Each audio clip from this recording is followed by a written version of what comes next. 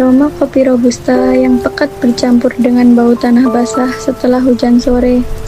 Di warung kopi berkah milik Ibu Mirna, suasana terasa lebih tegang dari biasanya. Mirna, kamu tahu hukumnya.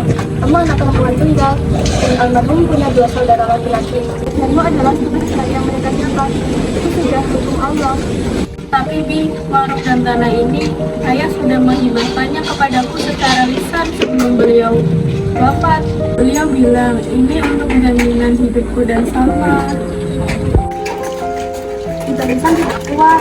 Yang ada itu faraid, laki-laki 2 bagian, perempuan 1 bagian. Itu yang adil, jangan melawan syariat. Tidak, Bi. Tapi itu tidak adil, Bi. Ibu yang merawat anaknya sendirian. Teman-teman juga tidak pernah peduli. Dan sekarang mereka mau mengambil resiko terbesar ibu. Salma, jaga ucapanmu. Tidak, Ibu. Kamu baru belajar di kampus di relasi. Hampir jadi bilang, semua orang mempunyai hak yang sama atas kepentingan harta tanpa memandang gender. Sam, kamu mau bawa hukum orang kafir ke sini? Kamu itu muslim, Nak. Hukum Allah di atas itu segalanya.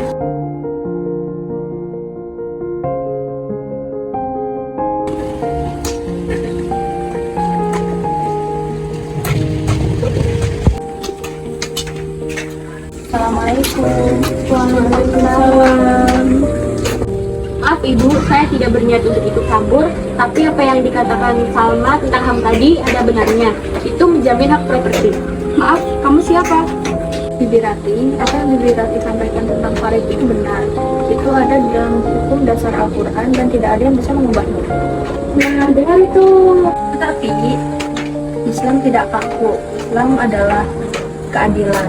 Allah juga membuka pintu ijtihad dan instrumen hukum lain. Ada yang namanya wasiat dan hibah.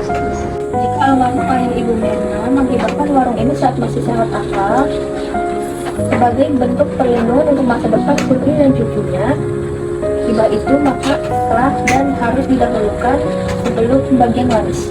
Secara hukum agama, Bu, warisan memang perlu pembuktian. Hukum positif kita juga bergerak di yang berusaha melindungi pihak yang lebih lemah. Dalam hal ini, Ibu Mirna dan Salma yang menggantungkan hidupnya di sini. Jadi, hukum waris tidak berlaku. Berlaku untuk harta yang lain, Bi. Tapi warung ini, jika terbukti hibah, itu adalah cerita lain. Islam tidak hanya berbicara soal 2/1. Islam berbicara soal keadilan, perlindungan anak yatim, dan menepati janji. Dan Mbak Zahra benar, tujuan HAM yaitu melindungi masyarakat dan hak hidup manusia sejalan dengan maqasid al-syariah yang melindungi jiwa dan harta. Keduanya memastikan Ibu Mirna tidak kehilangan hak hidup yang layak. Saya hanya meminta hak yang ayah saya berikan untuk saya. Mari kita bicarakan baik-baik dengan paman-paman dan didampingi dengan Ustazah Halimah. Mari kita bicarakan baik-baik. Di warung kopi sederhana itu, 5 wanita dari generasi dan latar belakang berbeda telah membuktikan bahwa dialog antara tradisi, agama, dan hak asasi manusia bisa dimulai, bahkan dari secangkir teh yang mulai mendingin.